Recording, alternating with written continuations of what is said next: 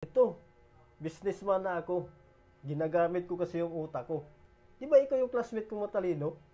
Bakit waitress na yung trabaho mo ngayon?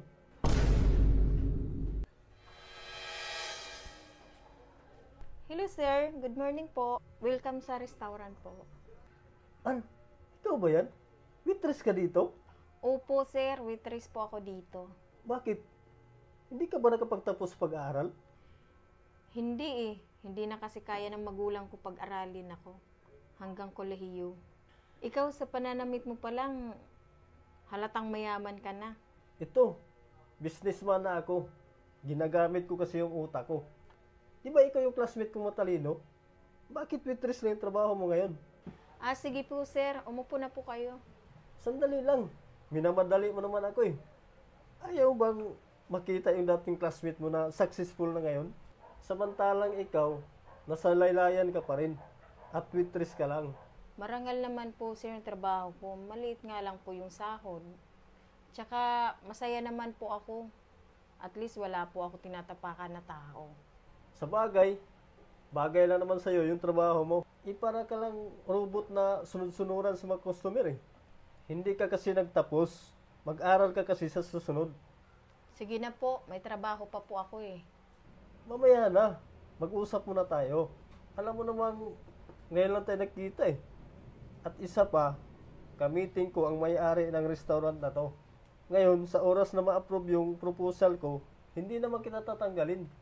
Business partner, pasensya at late ako ng 5 minutes. Okay lang, kakadating ko lang din naman. Teka lang, magkakilala kayo? Oo, mabuti naman at tinanong mo. Classmate ko siya nung high school, na waitress lang ang inabot. Para lang robot na sunod-sunuran sa mga customer. Business partner, respeto lang ha. Respeto? Dapat silang magrespeto sa atin. Dahil sila yung walang pinag-aralan. Tayo, napakataas natin. Dapat tayo ang nirerespeto ng mga yan. Nakakaawa kang tingnan, tamad ka kasi. Wala kang diskarte sa buhay. O ito, 50 pesos. Maagang pamasko ko yan sa'yo. Wag na classmate. Tanggapin mo na, dagdag pamasahe din yan. Business partner, tara na sa meeting natin. Narinig mo ang sinabi ko, di ba? Hindi ko alam kung bakit ang baba ng tingin mo sa mga waitress na yan. Marangal naman ang trabaho nila dahil pinagsisilbihan nila tayo. Pag kumakain tayo, katulad nitong restaurant. Oh, anong pakialam ko? Oo, hindi siya nakapagtapos. Pero nang dahil sa pagsisikap niya, may narating siya sa buhay.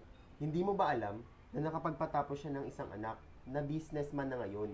At ako yun. Kung totoo yung pinagsasabi mo, bakit waitress pa rin yung nanay mo? Dahil dyan siya masaya. Sorry, pero ang mga katulad mo ay hindi dapat binibigyan ng chance sa business ko. Pwede ka nang umalis. Sorry partner, ikaw lang yung pag-asa ko. Aalis ka o ipapakanadkad kita dito sa gwardiya ko?